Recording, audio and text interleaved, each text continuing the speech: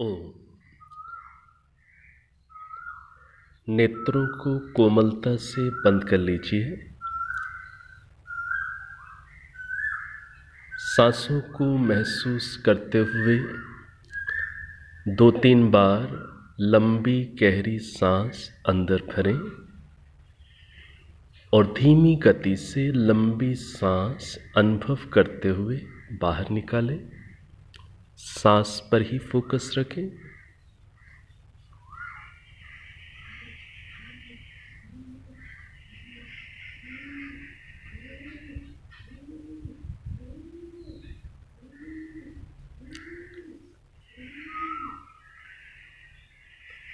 अब सांस भरेंगे, ओम का उच्चारण मिलकर करेंगे।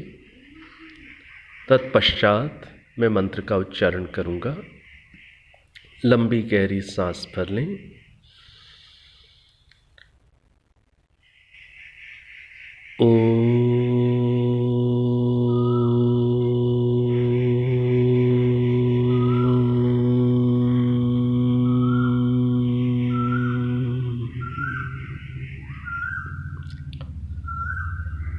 सहना भवतु सहनौ भुनक्तु सह वीर्यं करवावहै तेजस्विनावधीतमस्तु मा विद्विषावहै। ओम शांति शांति शांति।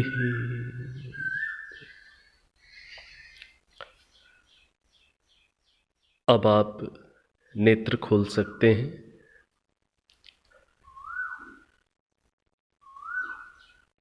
आज कोयलों की बहुत आवाजें आ रही हैं। पक्षियों का कलरव, पक्षियों की आवाजों की गूंज वातावरण को ईश्वरमय बना देती है। ऐसे वातावरण में यदि व्यक्ति सांसों को अनुभव करते हुए प्रकृति की गोद में इन पक्षियों का कलरव सुनते हुए, गुंजन सुनते हुए थोड़ा अंदर जगने का प्रयास करे तो सब जगह व्यापक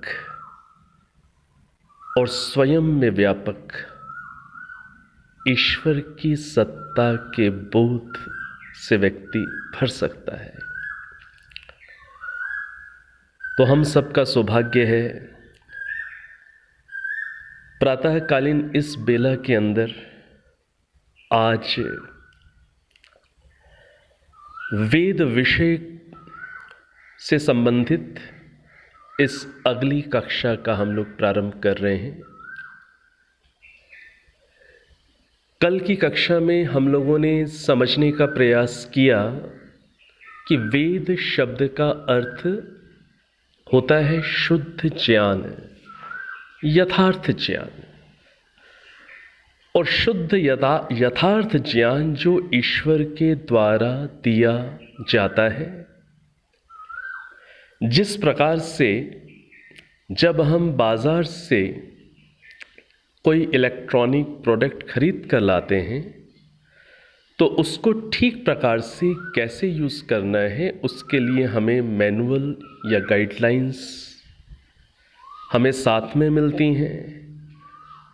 जिस प्रकार से उस प्रोडक्ट को यूज़ करने के लिए हमें हेल्पिंग इंस्ट्रक्शंस मिलते हैं, इसी प्रकार से इस सृष्टि में हमें जीना कैसे है इस सृष्टि के नेचुरल रिसोर्सेस का ठीक प्रकार से उपयोग कैसे करना है, इस सृष्टि के अंदर जो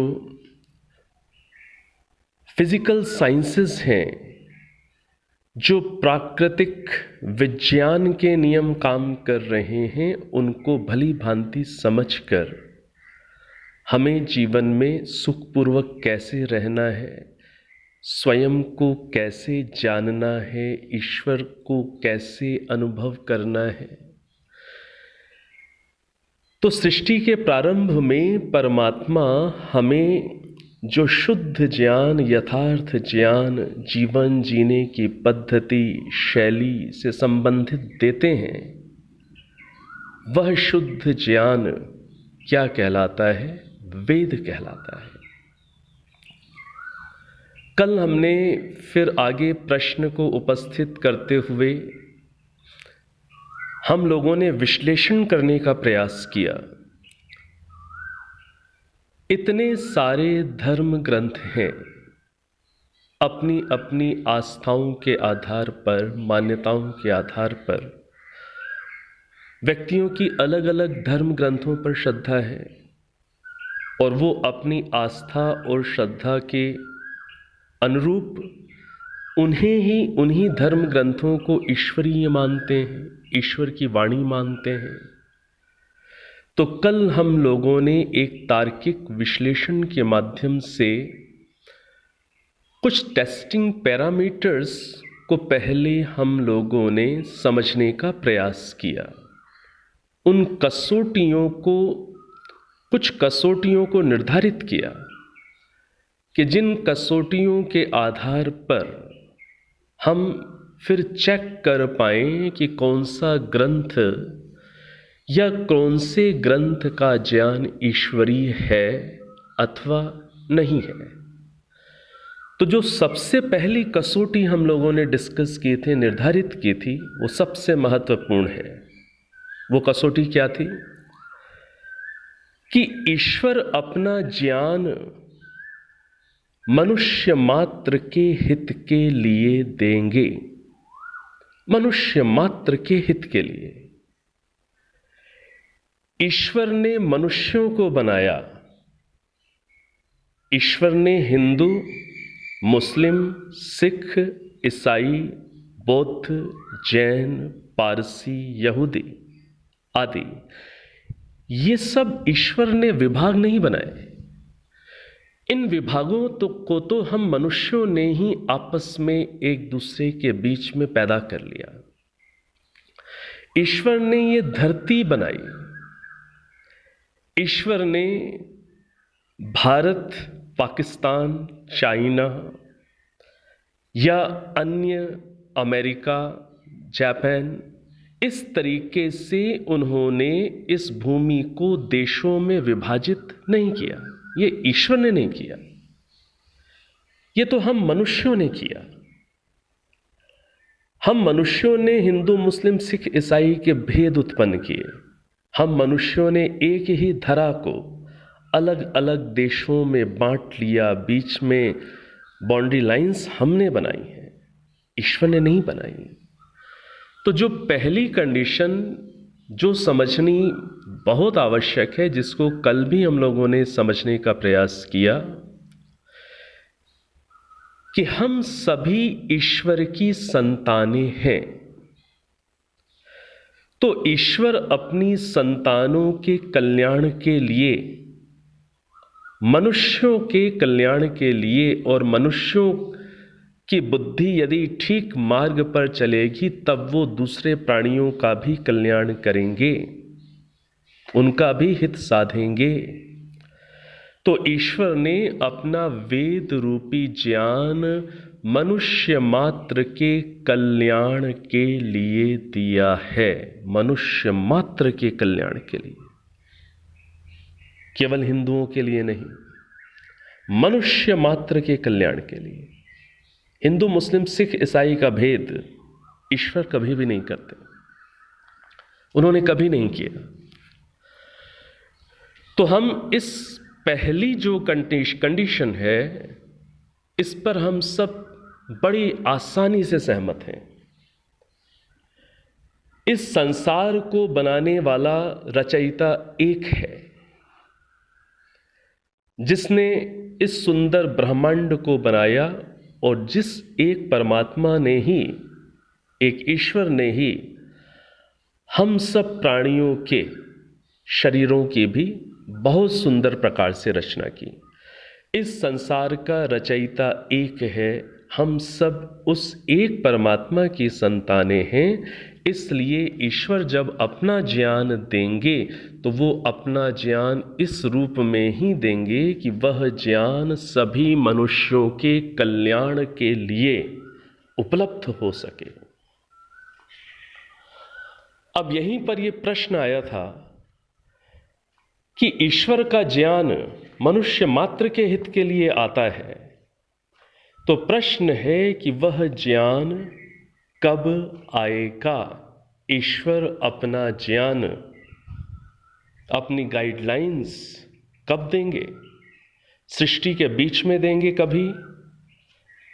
तो हमने समझा था, यदि ऐसा माने कि ईश्वर अपना ज्ञान कभी सृष्टि के बीच में देंगे,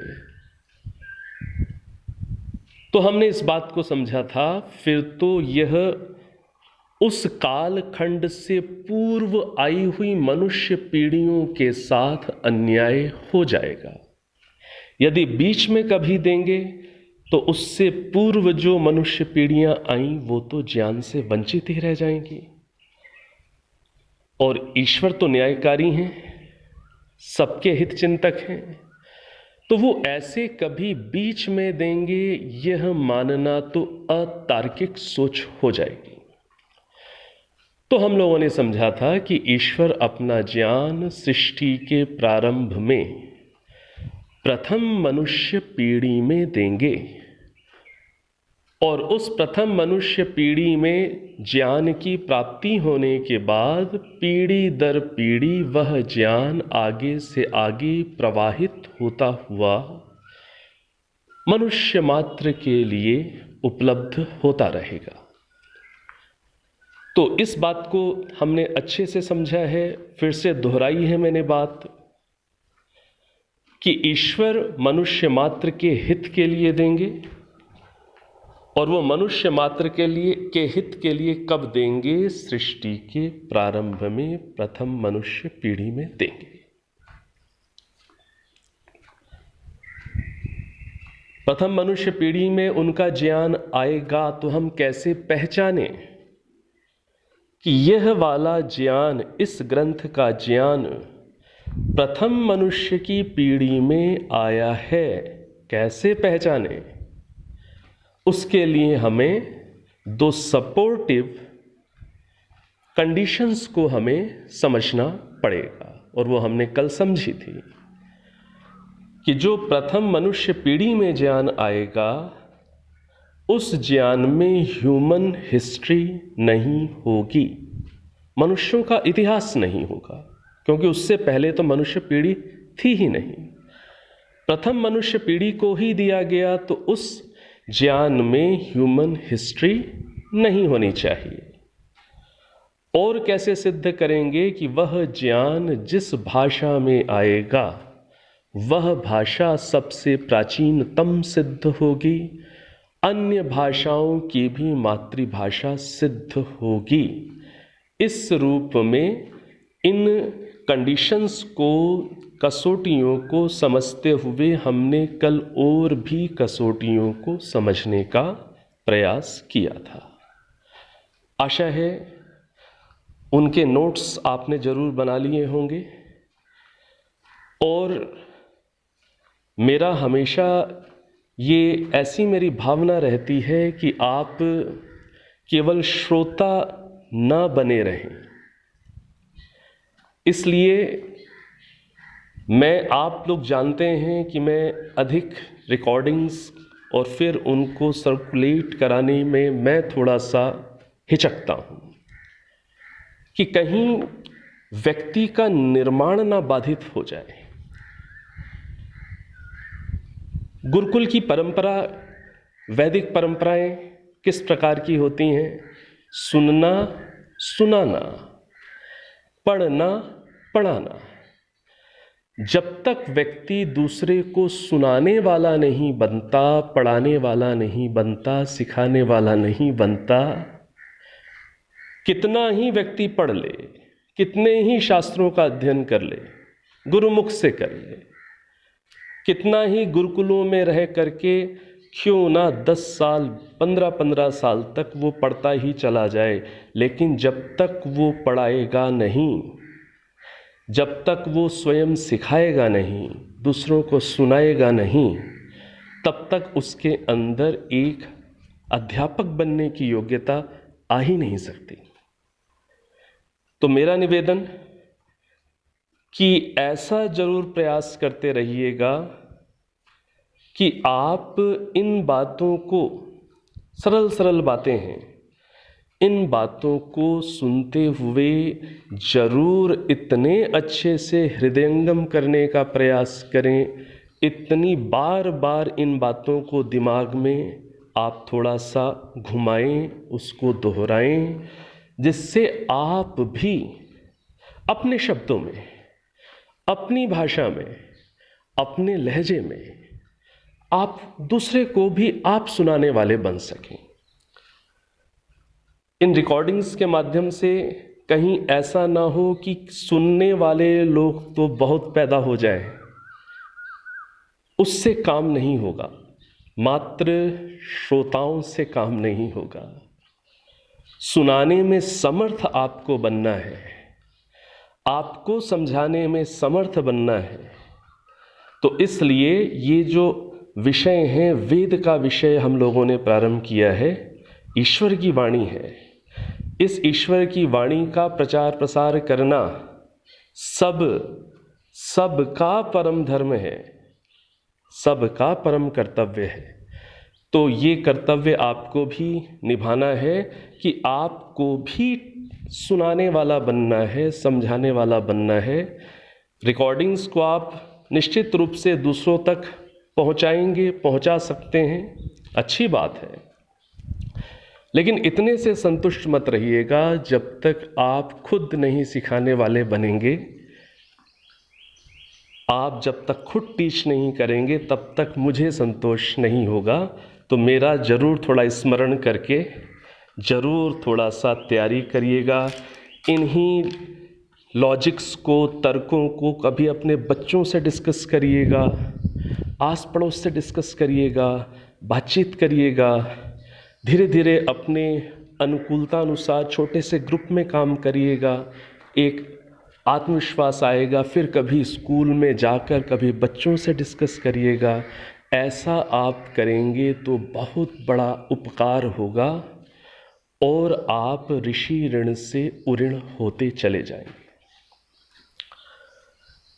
तो हम लोग कल कसौटियों को काफ़ी कुछ समझ चुके हैं, मुख्य मुख्य कसौटियाँ समझी हैं, और भी हो सकती हैं, लेकिन अभी इतनी भी पर्याप्त है। अब जैसे मैंने कहा था कि अब आपके कोई प्रश्न होंगे, तो एक प्रश्न जो आया हुआ है, प्रश्न क्या है कि कल आपने कहा था कि वेद के अंदर आधुनिक विज्ञान भी है, तो क्या आप हमें कोई उदाहरण देकर के समझाएंगे कि वेद में आधुनिक विज्ञान किस प्रकार से है? अच्छा प्रश्न है और स्वाभाविक है। ये प्रश्न तो स्वाभाविक है, बनेगा ही। प्रायः धर्म ग्रंथों से संबंधित हमारी मान्यता क्या है कि शास्त्रों के अंदर, धार्मिक ग्रंथों के अंदर केवल आध्यात्मिक बातें होती हैं, आत्मा परमात्मा से संबंधित बातें होती हैं, ध्यान भजन पूजा भक्ति से संबंधित बातें होती हैं। लेकिन मैंने तो कसौटी कही कि जो ईश्वरीय ज्ञान होगा उसमें केवल आध्यात्मिक विद्या नहीं होगी, उसमें केवल स्पिरिचुअल साइंस नहीं होगी, उसमें फिजिकल साइंसेस भी होंगी, उसमें केवल मेटाफिजिकल साइंस नहीं होगी।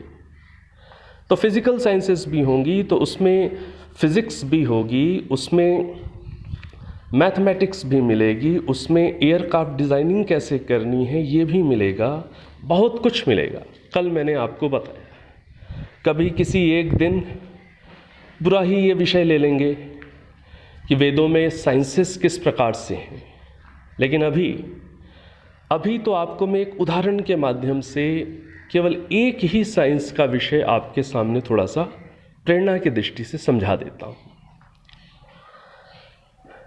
देखिए, आपसे यदि ये पूछा जाए कि इस आधुनिक जगत के अंदर पहला विमान किसने उड़ाया,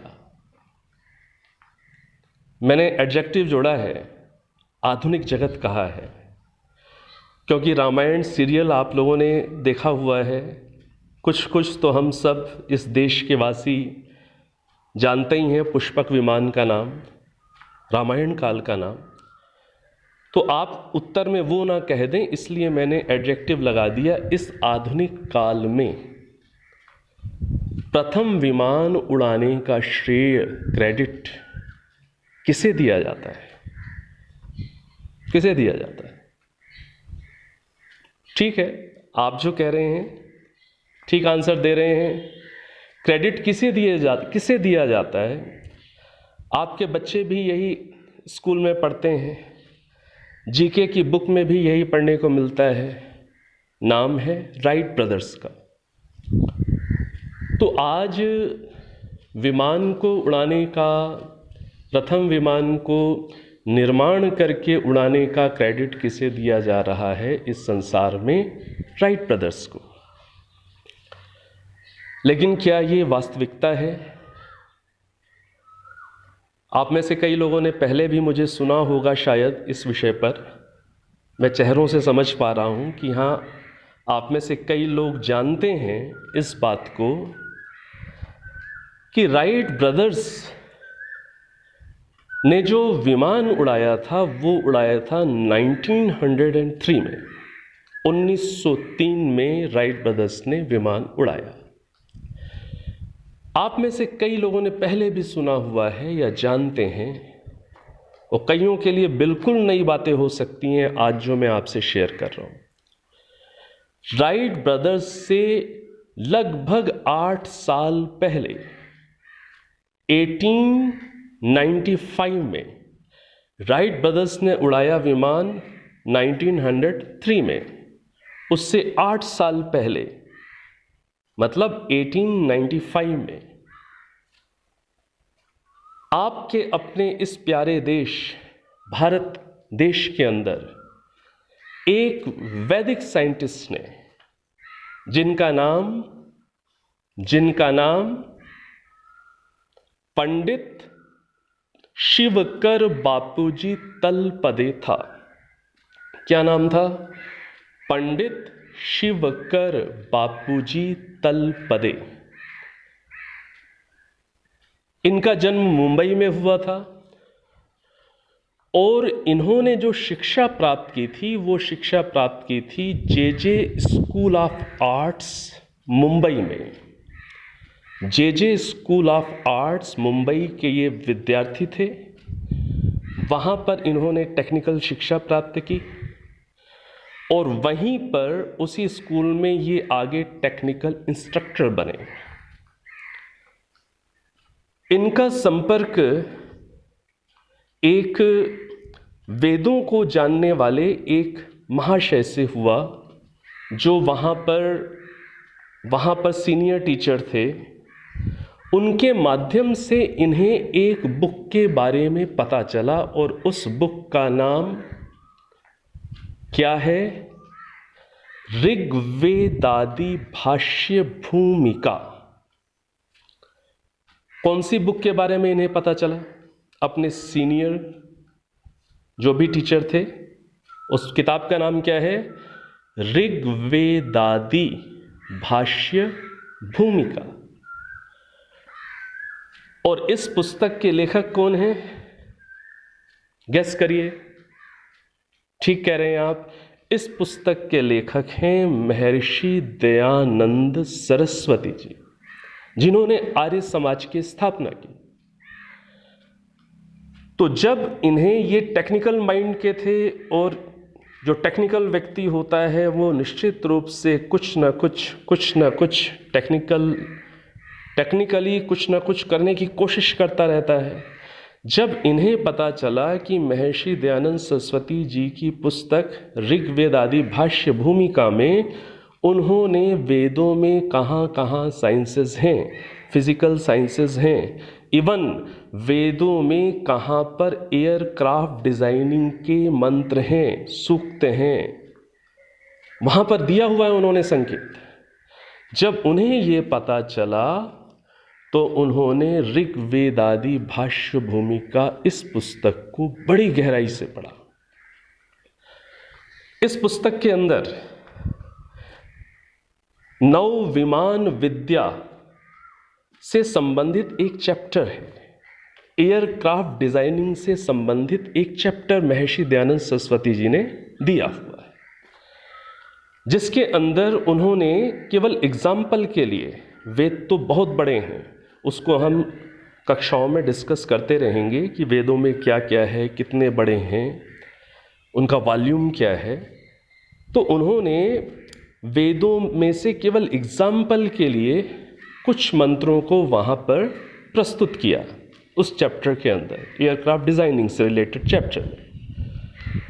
उन्होंने, जितना मैं अभी स्मरण कर पा रहा हूँ, ऋग्वेद के प्रथम मंडल के पहले मंडल के 116वें सूक्त के मंत्रों को उद्धृत किया हुआ है। ऋग्वेद प्रथम मंडल 116वां सूक्त। अब ये मंडल क्या होता है, सूक्त क्या होता है, ये हम बाद में समझते रहेंगे। ये तो अब वेद विषय के ऊपर सीरीज हम लोग ये प्रारंभ की है, हम लोगों ने प्रयास किया है, तो ऐसी बातों को आगे समझेंगे।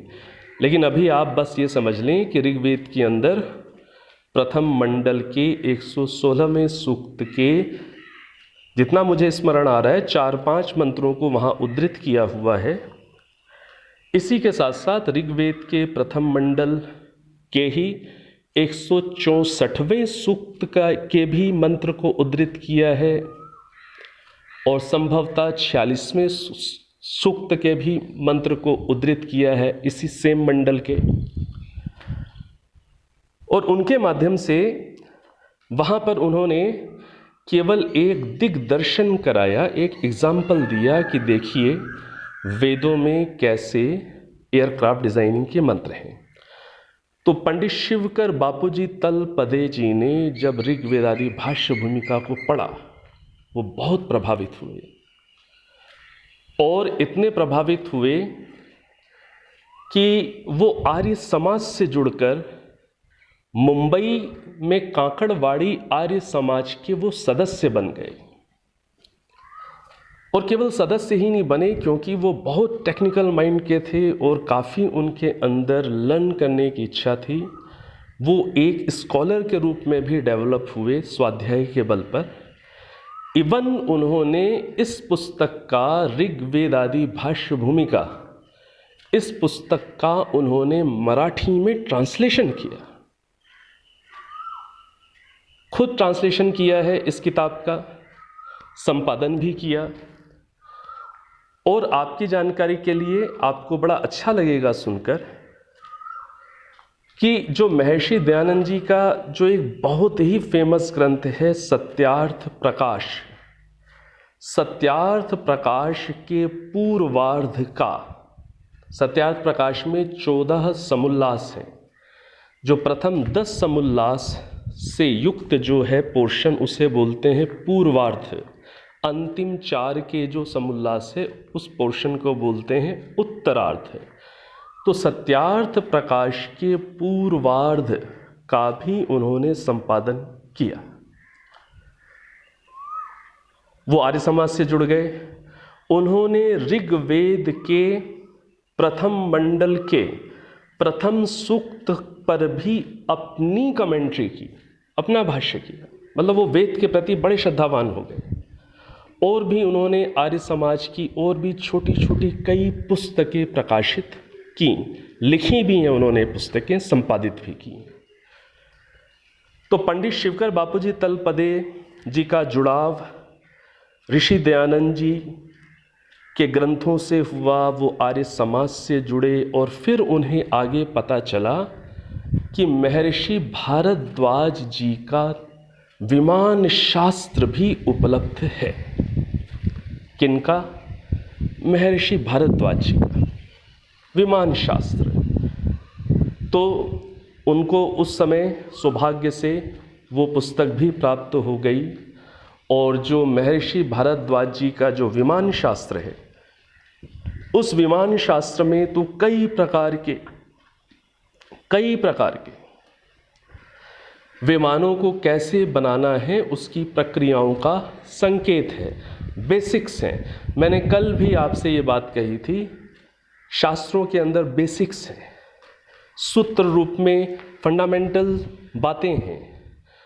वो फंडामेंटल सूत्र रूप में बातें व्यक्ति खुद डेवलप नहीं कर सकता, उसे कुछ बेसिक चाहिए, और उन बेसिक्स के आधार पर मेहनत करके व्यक्ति आगे डिज़ाइनिंग कर सकता है, आगे बुद्धि लगाकर आगे बढ़ सकता है। तो विमान शास्त्र महर्षि भारद्वाज जी का, महर्षि दयानंद जी की ऋग्वेदादि भाष्य भूमिका, और सारे वैदिक ग्रंथों से जुड़ाव, आर्य समाज से जुड़ाव, एक सच्चे ईश्वर पर श्रद्धा, इन सारी बातों ने उन्हें इस योग्य बनाया कि उन्होंने 1895 में मुंबई के चौपाटी बीच पर बहुत सारे लोगों की प्रेजेंस में, और दो मुख्य हस्तियां उस समय की, जो उस समय थी प्रत्यक्षदर्शी, उनके इस डिमॉन्स्ट्रेशन की, जब उन्होंने विमान उड़ाकर दिखाया, वो थी एक बहुत बड़े स्कॉलर, उनका नाम भी आपने शायद सुना हो कई लोगों ने, महादेव गोविंद रानाडे। जो महादेव गोविंद रानाडे, ये वही हैं जिन्होंने महर्षि दयानंद सरस्वती जी को पूना में प्रवचन करने के लिए आमंत्रित किया था। जो पूना में महर्षि दयानंद सरस्वती जी के प्रवचन हुए, वो महादेव गोविंद रानाडे जी ने ही आयोजित कराए थे, उन्होंने इनवाइट किया था। और जो उनकी पत्नी थी रमा रानाडे जी, उनकी महर्षि दयानंद जी पर बहुत श्रद्धा थी। जिस समय महर्षि दयानंद सरस्वती जी ने पूना में प्रवचन दिए, उनके प्रवचन तो लगभग, जितना मुझे स्मरण आ रहा है, लगभग 50 के आसपास उनके लेक्चर्स वहाँ पर हुए। और जो महादेव गोविंद रानाडे जी की जो वाइफ थी रमा रानाडे जी, वो उनके लेक्चर्स को मराठी में लिखा करती थी। जैसे आप में से भी कई लोग किसी कक्षा के अंदर कईयों का अभ्यास होता है, वो कोशिश करते हैं जैसे कि पूरा का पूरा लेक्चर ही क्यों ना लिख लिया जाए। ऐसे उन्होंने मराठी में महर्षि दयानंद सरस्वती जी के पूना के लेक्चर्स को लिखा था, प्रवचनों को लिखा था। लेकिन उन लेक्चर्स में से वो हुए तो लगभग 50, लेकिन उनमें से शायद 15 के आसपास ही अवेलेबल हो पाए। और फिर उन मराठी में लिखे हुए लेक्चरों का हिंदी अनुवाद किया गया, और फिर वो पुस्तक आप जो जानते हैं उपदेश मंजरी के नाम से उपलब्ध है, मिलती है। पूना प्रवचन के नाम से भी पुस्तक मिलती है, उपदेश मंजरी के नाम से, वही सेम पुस्तक के दो नाम, उपदेश मंजरी और पूना प्रवचन। तो क्या बात मैं कह रहा हूँ कि पंडित शिवकर बापूजी तलपदे ने 1895 में मुंबई के बीच में जो विमान उड़ाकर दिखाया, उस समय बहुत सारे लोग वहाँ उपस्थित थे, और उसमें दो प्रसिद्ध लोग, उनमें से एक थे महादेव गोविंद रानाडे, एक स्कॉलर थे, और जो महादेव गोविंद रानाडे जी थे, वो उस समय मुंबई हाई कोर्ट के जज भी थे। इसी के साथ साथ बड़ौदा के राजा श्री सियाजीराव गायकवाड़, बड़ौदा के राजा गायकवाड़, हिस्ट्री आप लोग पढ़ते हैं, आपने भी ये नाम सुना होगा, वो भी उस समय वहाँ पर उपस्थित थे। तो ये दो प्रसिद्ध लोग और सामान्य जनता, ऐसे लोगों के बीच में उस विमान को उड़ा करके शिवकर बापूजी तलपदे ने दिखाया। और वो विमान, उसका नाम उन्होंने रखा था मरुत सखा। क्या नाम रखा था? मरुत सखा। मरुत शब्द संस्कृत का है, वायु को संस्कृत में बोलते हैं मरुत, और सखा मतलब मित्र, तो जो वायु का मित्र है। तो ये विमान उन्होंने उड़ाया, और आपकी जानकारी के लिए ये विमान 1500 फीट की ऊंचाई तक उड़ा, और 1500 फीट की ऊंचाई तक उड़ा। और उसके बाद वो लैंड करते समय, जितना मेरे को इन्फॉर्मेशन मिली है, वो क्रैश हो गया, लैंडिंग ठीक से नहीं हो पाई। लेकिन 1500 फीट तक वो विमान उड़ा, उसके कई प्रत्यक्षदर्शी थे। लेकिन ये जो घटना घटी इतिहास के अंदर, ये घटना मीडिया के माध्यम से अधिक दूर तक फैलने नहीं दी गई। क्यों नहीं फैलने दी गई? आप समझ सकते हैं, क्योंकि उस समय हमारे देश में 1895 में ब्रिटिशर्स का राज्य था, और जो ब्रिटिशर्स हैं वो इस बात को डाइजेस्ट नहीं कर पा रहे थे कि एक गुलाम देश का कोई व्यक्ति, वो भी अपने शास्त्र के आधार पर कोई विमान बनाकर उड़ा दे और उसका श्रेय ले जाए, इस बात को वो डाइजेस्ट नहीं कर पाए। तो उन्होंने इस चीज़ को आगे मीडिया में फैलने ही नहीं दिया। और उसके बाद जैसी बातें मिलती हैं जानकारी में कि किसी प्रकार से उस विमान की जो डिज़ाइनिंग है वो भी पंडित शिवकर बापूजी तलपदे से ब्रिटिशर्स ने हासिल कर ली। फिर ये डिज़ाइनिंग फिर लंदन गई, फिर आगे पता नहीं किन किन हाथों में गई। तो और इस घटना के बाद अधिक समय तक पंडित शिवकर बापूजी तलपदे जीवित भी नहीं रहे। कोई लोग कहते हैं कि कॉन्स्पिरेसी करके उनकी हत्या करा दी गई। अब क्या वास्तविकता है मैं कह नहीं सकता, लेकिन ये एक गौरव की बात हमारे लिए कि वेदों से जुड़ा हुआ एक व्यक्ति, और विशेष गौरव की बात कि आर्य समाज और महर्षि दयानंद जी से जुड़ा हुआ प्रभावित एक व्यक्ति, जिन्होंने ऋग्वेद आदि भाष्य भूमिका का मराठी में ट्रांसलेशन किया, जो आर्य समाज काकड़वाड़ी के सदस्य थे, ऐसे व्यक्ति की परंपरा में हम लोग हैं कि उन्होंने ऐसा परिश्रम करके एक विमान को बनाया, उड़ाया। अब ये जो फैक्ट्स हैं, ये फैक्ट्स यदि आप आज अपने घर में बच्चों से पूछें कि पहला विमान किसने उड़ाया, किसने इन्वेंट किया, तो राइट ब्रदर्स का ही नाम लोग लेते हैं। ये बच्चों को ही नहीं, बड़ों को भी नहीं ठीक से जानकारी है कि विमान राइट ब्रदर्स से 8 साल पहले 1895 में पंडित शिवकर बापूजी तलपदे ने बनाया और उसे उड़ाया। ये जो फैक्ट है, ये सत्य है, ये हमारी देश की नई पीढ़ी को पता चले, वो जाने, वो अपने वेदों की महिमा को समझे। अपनी जो हिस्ट्री के अंदर, अपनी हिस्ट्री के अंदर जो एक ऐसे आए, उनका नाम से तो कम से कम परिचित हो। तो ये एक तरफ आपकी जानकारी के लिए एक हमारे फिल्म प्रोड्यूसर के अंदर भी जगी, और उन्होंने एक मूवी बनाई, पंडित शिवकर बापूजी तलपदे के ऊपर एक मूवी बनी। और उस मूवी को बनाने का उद्देश्य क्या कि हमारे देशवासियों को, हमारे घर के बच्चों को, यंग जनरेशन को पता तो चले कि इस देश के अंदर क्या क्या प्रतिभाएं रही हैं, ये देश, यहाँ से विद्याएं फैली हैं, यहाँ पर तो दूसरे देशों से लोग ज्ञान को अर्जित करने आते रहे, ये इतिहास है। यहाँ पर तक्षशिला, नालंदा जैसी यूनिवर्सिटीज़ रही। जिस समय यूरोप के अंदर लोग जंगलों में जीते थे, जैसे आदिवासी जीते हैं, उन्हें जीना नहीं आता था। उस समय तो हमारे देश के अंदर यूनिवर्सिटीज़ चलती थी, यहाँ पर लोग लर्न करने के लिए, शिक्षा प्राप्त करने के लिए आते थे। इसका जो इतिहास है वो बड़ा गौरवमय है। उस इतिहास से यंग जनरेशन परिचित हो। आज कई बार यंग जनरेशन के अंदर वो प्राउड की फीलिंग नहीं आती अपने देश के लिए, क्योंकि उन्हें अपनी हिस्ट्री नहीं पता, अपनी महानता नहीं पता, अपने ऐतिहासिक महापुरुषों, महामानवों और उनकी उपलब्धियों के बारे में उन्हें जानकारी नहीं। तो एक मूवी बनी और उस मूवी का नाम क्या है?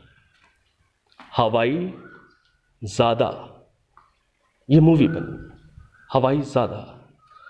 और ये जो मूवी बनी, ये पंडित शिवकर बापूजी तलपदे को ही केंद्रित करके बनी, उनकी उपलब्धियों को ही समझाने के लिए बनी।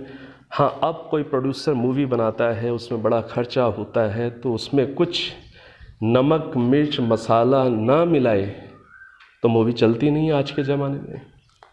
तो कुछ उन्होंने नमक मिर्च मसाला तो मिलाया है कि हीरोइन भी है, कुछ गाने भी आ गए, कुछ ऐसी बातें बीच में डाली हैं, लेकिन उन्होंने एक हिस्टोरिकल, एक पर्सनैलिटी को समझाने की कोशिश की, उनकी स्ट्रगल को दिखाने की कोशिश की। और उस समय अंग्रेज़ों ने किस प्रकार से इस प्रयास की सफलता पर किस तरीके से रुकावटें डालने की कोशिश की, इन चीज़ों को उन्होंने मूवी के माध्यम से समझाने की कोशिश की है। आपने ना देखी हो तो देखिएगा, बच्चों को भी आप कह सकते हैं देखने के लिए। कम से कम हिस्ट्री शुद्ध रूप में ना सही, लेकिन फिर भी काफ़ी कुछ प्रेरणा जरूर आपको उस मूवी से भी मिल सकती है। तो ये जो प्रश्न था कि वेद के अंदर साइंसेस हैं, आप कुछ उदाहरण देके बताएं, तो मैंने आपको उदाहरण दिया एयरक्राफ्ट डिज़ाइनिंग का। ऋग्वेद के प्रथम मंडल के 116वें सूक्त में, 164वें सूक्त में, 46वें सूक्त में आदि आदि ऐसे मंत्र हैं। मैंने रेफरेंसेस के साथ ऋग्वेद आदि भाष्य भूमिका पुस्तक है महर्षि दयानंद जी की, जिसके अंदर उन्होंने अन्य स्थानों पर भी कहाँ मैथमेटिक्स है, कहाँ टेलीग्राफी है, कहाँ कहाँ है, उन चीज़ों को वहाँ पर दिया हुआ है। वहाँ से भी आप लोग लाभ प्राप्त कर सकते हैं। और हिस्ट्री के एक जीते जागते एग्जाम्पल के साथ मैंने ये बात समझाने की कोशिश की कि वेदों में साइंस है। तो एयरक्राफ्ट डिज़ाइनिंग का ये उदाहरण आपके सामने आया, ये हिस्ट्री से संबंधित है। आप इन डिटेल्स को जो मैंने आपके बीच में शेयर की है, हो सकता है कहीं कोई माइनर मिस्टेक हो, मेरे विचार से ठीक बातों को मैंने रखा है। आप इंटरनेट पर भी चेक कर लीजिएगा। तो ये हमारा विषय कि वेदों के अंदर विज्ञान है, ये एक उदाहरण के माध्यम से मैंने आपके सामने रखने का प्रयास किया है। अब ये जो बातें रखी हैं, इन बातों को आप भी बोल सकते हैं। थोड़े से डिटेल्स या फैक्ट्स को आप थोड़ा सा याद कर लीजिए। आप भी दूसरों को सुना सकते हैं, तो सुनाने वाले बनिएगा। आपको सिखाने वाला बनना है और अपने बच्चों को ऐसी बातों को शेयर करिए, उन्हें सुनाइए, उन्हें सिखाइए। ये मेरी आपसे आशा है, ये मेरी आपसे एक रिक्वेस्ट है। तो अब समय हमारा समाप्ति की ओर है। नेत्रों को कोमलता से बंद कर लीजिए।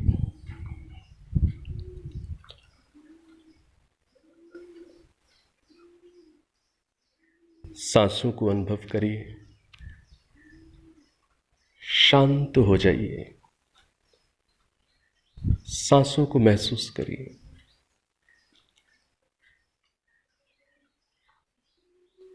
एक बार ओम, 3 बार शांति बोलेंगे। लंबी गहरी सांस भरें।